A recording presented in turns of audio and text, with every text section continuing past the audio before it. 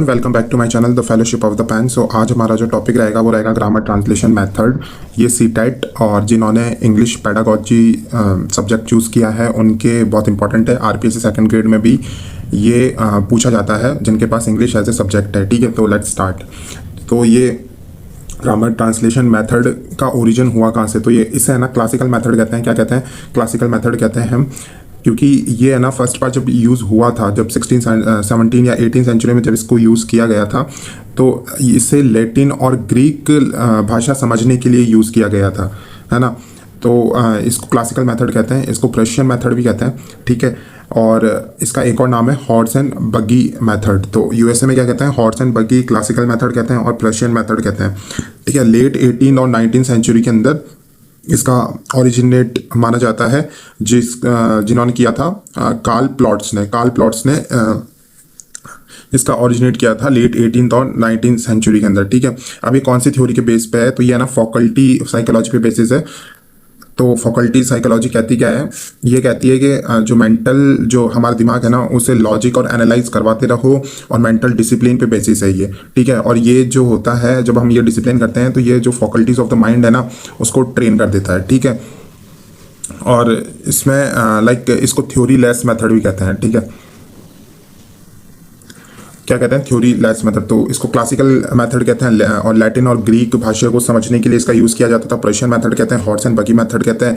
Karl plots इसके propounder थे, और ये फैकल्टी साइकोलॉजी पे बेसिस है। तो इन सिंपल वर्ड्स इसमें होता क्या है? इसमें जैसे हम जैसे मैंने इंग्लिश का कोई सेंटेंस लिख लिया, अब मुझे वो समझना है तो मैं आपको उसको हिंदी में ट्रांसलेट करूँगा, या फिर मुझे इंग्लिश में कोई सेंटेंस बनाना है तो मैं हिंदी का पहले सेंटेंस लिखूँगा और फिर उसे हिंदी को मैं इंग्लिश में ट्रांसलेट करूँगा।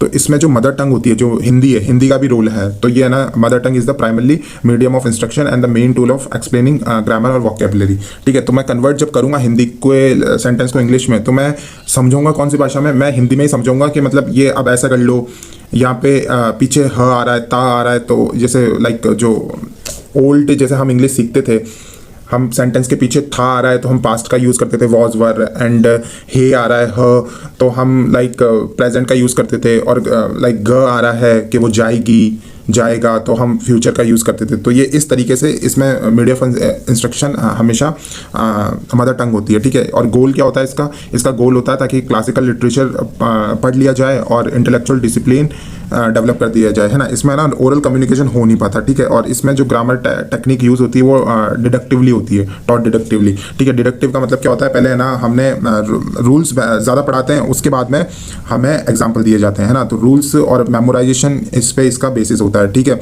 और इसमें जो वॉकैब डेवलप होती है वो बाइलिंगुअल होती है। ठीक है, क्योंकि दोनों लैंग्वेज का यूज़ हो रहा है ना। और स्किल्स जो है ये इसमें रीडिंग और राइटिंग स्किल्स तो डेवलप हो जाती है, वही प्राइमरी है। बाकी लिसनिंग और स्पीकिंग स्किल डेवलप हो नहीं पाती, यानी आप बोल नहीं पाओगे, आप सुन नहीं पाओगे। इसमें सिर्फ रीडिंग, क्योंकि ये लैटिन और ग्रीक लैंग्वेज को पढ़ने के लिए ही यूज़ हुई थी, तो इसमें सिर्फ रीडिंग और राइटिंग ही डेवलप हो पाती है। इसमें जो नेचर ऑफ लैंग्वेज है, language is viewed as a body of rules and vocabulary. इसमें जो लैंग्वेज है उसको रूल्स और वोकेबलरी की तरह ही देखा जाता है, जिसे एनालाइज करते हैं। ठीक है, और ये इंटरेक्शन की तरह यूज़ नहीं किया जाता। ठीक है, क्लासरूम प्रोसीजर जहाँ होता है तो वहाँ पे टीचर को यहाँ मेन ऑथोरिटी होता है, टीचर एक सेंट्रल फिगर होता है। क्लासरूम बुक ओरिएंटेड होता है, टीचर सेंट्रल होता है। ठीक है, और ट्रांसलेशन ही सेंट्रल एक्टिविटी होता है।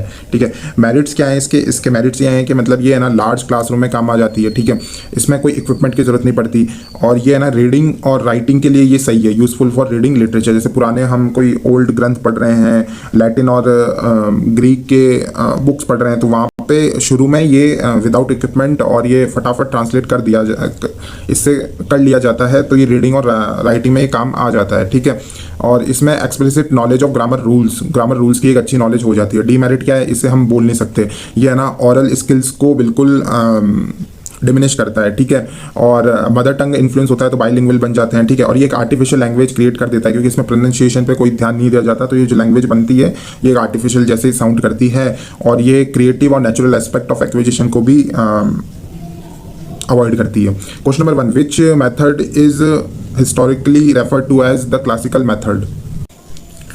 सो कौन सा वो मेथड है जिसको क्लासिकल मेथड कहते थे, तो GTM हो जाएगा, ग्रामर ट्रांसलेशन मेथड, ठीक है। Question number 2, GTM relies on which psychology theory it justification, तो ये फैकल्टी साइकोलॉजी पे बेसिस है, ठीक है। In GTM how is the vocabulary primarily acquired, तो इसमें GTM में ग्रामर ट्रांसलेशन मेथड में वोकेबलरी कैसे ली जाती है, तो memorization of bilingual word list, ठीक है ना। तो इसमें रोट लर्निंग करी जाती है, हिंदी टू इंग्लिश जो वर्ड्स का मीनिंग होता है वो रटा जाता है। Question number 4, which language skill is the least emphasised in GTM, तो लीस्ट एम्फेसाइज किस पे, तो ओरल टेक्निक लाइक स्पीकिंग को सबसे ज़्यादा इसमें लीस्ट एम्फेसाइज किया जाता है, ठीक है। इसमें राइटिंग को तो एम्फेसाइज किया जाता है, ठीक है। और क्वेश्चन नंबर 5, और ट्रांसलेशन भी किया जाता था, तो डी ऑप्शन होगा नहीं। Question number 5, GTM use a deductive approach, what does this mean, deductive मतलब पहले रूल्स पढ़ा दिए और उसके बाद में उसके एग्जांपल्स, तो ऑप्शन नंबर बी हो जाएगा। Question number 6, who is the key German scholar associate with systemizing GTM, तो हमने जैसे पढ़ा था कार्ल प्लॉट्स थे, जर्मन थे, उन्होंने इस पे GTM पे वर्क किया था। Question number 7, what is the considered the basic unit of teaching in GTM, so basic unit like basic unit जिसे यूज़ किया जाता है ग्रामर ट्रांसलेशन मेथड पढ़ाने के लिए, तो सेंटेंस, लाइक हम सिर्फ सेंटेंस ट्रांसलेट करते हैं, तो sentence is the basic unit, ठीक है। Question number 8, why is the GTM often criticized for producing artificial language, artificial language बनाने के लिए क्रिटिसाइज क्यों किया जाता है GTM को, क्योंकि ये है ना लाइक कोई कंटेक्स्ट नहीं होता, और ये है ना जैसे हमने सेंटेंस तो कन्वर्ट कर लिया हिंदी टू इंग्लिश, लेकिन वो बहुत आइसोलेटेड साउंड करते हैं, उनके पीछे कोई कंटेक्स्ट नहीं होता, और वो बहुत ही ज़्यादा रोट और बहुत ही ज़्यादा मैकेनिकल साउंड करता है, लाइक हमने ट्रांसलेट तो कर दिया लेकिन उसके पीछे के इमोशंस हम दिखा नहीं पाते, तो डी कंटेक्चुअलाइज्ड और आइसोलेटेड सेंटेंस होते हैं ये, ठीक है। Question number 9, what is the role of the teacher in GTM, तो टीचर का रोल क्या होता है, ऑथोरिटी एंड सोल नॉलेज, ठीक है। Question number 10, the GTM approach to grammar is, तो ये एक डिडक्टिव टेक्निक है, ठीक है।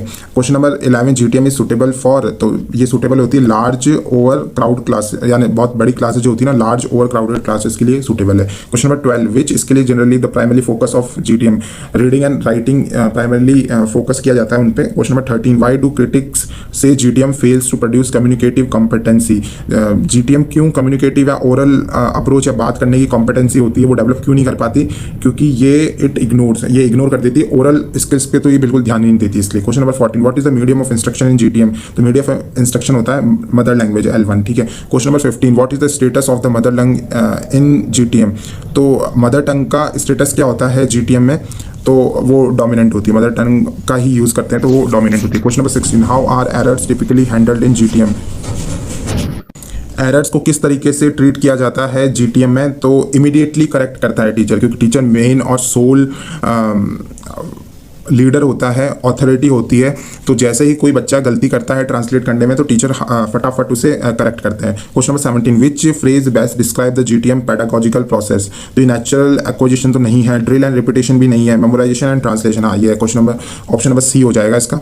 GTM इज ऑफर refers to as the horse and buggy method, horse and buggy method इसको बोलते हैं, ऐसा क्यों बोलते हैं, क्योंकि ये बहुत ज़्यादा लाइक हॉर्स एंड बगी हम कभी यूज़ करते थे जब बहुत पुराने और आउटडेटेड और ट्रेडिशनल वे में, लाइक अभी तो हम कार यूज़ करते हैं, तो ओल्ड फैशन को सिंबलाइज करता है हॉर्स एंड बगी मेथड, तो ये जो ग्रामर ट्रांसलेशन मेथड है इससे ये आउटडेटेड है, इसलिए इसे हॉर्स एंड बगी कहते हैं। Question number 19, what does GTM aim to provide beyond language knowledge, GTM का एम क्या होता है लैंग्वेज नॉलेज के बियॉन्ड, ठीक है, तो ये एक मेंटल और इंटेलेक्चुअल डिसिप्लिन क्रिएट करता है, ठीक है।